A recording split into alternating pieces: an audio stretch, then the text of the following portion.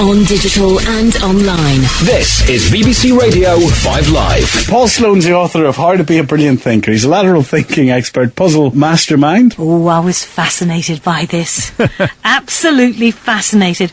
Well, you gave us a couple of teasers. Do you know, I puzzled and puzzled last night. Yes, how did you get on? I didn't do very well at all. What 3 things that you can eat can you never eat for breakfast? Yes. What do you feel about these Alzheimer's figures coming out today and what you do, which is basically a bit of brain training, isn't it? Yes, well, I think there's considerable evidence that if you exercise the brain, it can help you fight off Alzheimer's and dementia.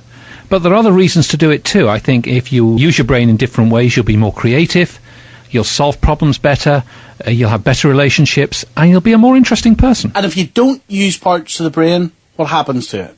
Well, if you lose that flexibility, it's a bit like a tennis player who only hits every shot with his forehand, and he never hits the backhand, he never hits a volley, just stays on the baseline, and he gets through the games, he copes, but he'd be a much better player if he developed those other shots, and we'd be much better thinkers if we developed some of the additional skills that we've let slip. Well, give us the title of the book in a second. Go on, do it now. The book is How to Be a Brilliant Thinker by Paul Sloane. You can be a brilliant conversationalist, you can think laterally, but you can't beat the eggheads.